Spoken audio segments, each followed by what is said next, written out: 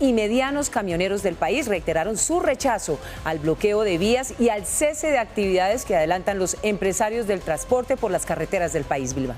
Omaira, denuncian que son sometidos a injustas subastas para contratar sus servicios y no les pagan el valor establecido de los fletes. Además, sostienen que hay competencia desleal. Dani Carlos Correas, buenas noches y cuéntenos qué otras denuncias se conocen.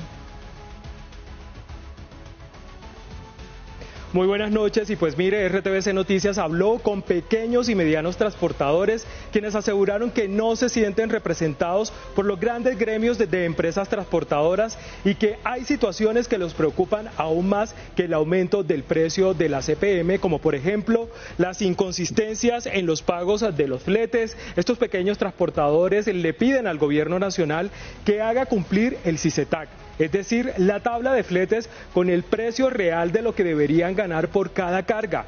Estas personas aseguraron que las grandes empresas intermediarias se quedan hasta con el 70% de lo producido. Otro problema que se suma a la situación es la saturación del mercado por tantos vehículos. Estos transportadores aseguran que el gobierno debería garantizar el 1 a 1 para que regule la cantidad de tractocamiones que ingresan al país. Y por último, hablan de un posible lavado de activos. Los transportadores aseguran que hay situaciones que se salen de control. Por ejemplo, el exceso de dinero a la hora de comprar camiones o tractomulas, lo que algunos consideran que podría tratarse de un lavado de activos. De otro lado, desde el gobierno nacional se estarían organizando alivios para que estos pequeños y medianos transportadores puedan tener, digamos, subsidios a la hora de obtener el ACPM. A continuación, el informe sobre este panorama. El ministro de Minas y Energía expresó que estudiará la posibilidad de generar salida para el sector camionero. En eso ya se ha venido trabajando de parte del Ministerio de Transporte, la identificación, y la idea es tener un tratamiento diferencial para no afectar la pequeña economía popular de muchos de estos transportadores. El sector camionero independiente, que agremia a más de 350.000 conductores, ha denunciado su inconformidad por el abuso del pago irrisorio del flete en el país, que es manipulado por las grandes empresas que actúan como intermediarios y subcontratan a los camioneros. El CICETAC es el Sistema de Información de Costos Eficientes para el Transporte Automotor de Carga por Carretera. Es una tarifa base, es un valor de referencia que fija el gobierno mediante el Observatorio Nacional de Carga. ¿Sí? Allí varios gremios de los que hoy en día están convocando a paro fijan esas tarifas y sin embargo no las pagan. Tras del hecho se van en contra del gobierno cuando son ellos los que tienen que cumplir. El gobierno sí debería ir y sancionarlos por no cumplir. Pero escucha a unos representantes gremiales de las empresas dándose golpes de pecho, pero realmente no cumplen con la normatividad. Entonces, ¿de quién es la culpa? ¿De quién es responsabilidad?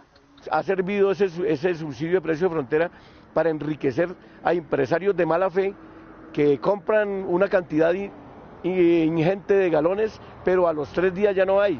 ¿Por qué? Porque lo utilizan o lo guardan para después venderlo al precio real del producto. Y se ganan lo del subsidio. Basta con ver lo del incremento de ayer, que las estaciones de servicio se aprovisionaron con 20.000, 30.000, 40.000 galones o más, lo retuvieron y lo empezaron a vender después de que estuvo el alza en práctica. Pese a la inconformidad del sector camionero independiente, los líderes en este sector hicieron la denuncia sobre cómo las grandes empresas absorben los precios y se quedan con la utilidad que debe ir para los camioneros con menor músculo de parque automotor. Mientras que los fletes siguen siendo los mismos para nosotros desde hace 6, 7, 8 años. Entonces, cuando nos dicen que vamos en defensa de la actividad camionera, protestando por el alza del precio del combustible, no, es una medida que se tiene que tomar por la salud fiscal del país. Entonces, no vamos a permitir que sean utilizados como sucedió en el año 2016 en un paro eminentemente político que convocó el uribismo contra el presidente Juan Manuel Santos.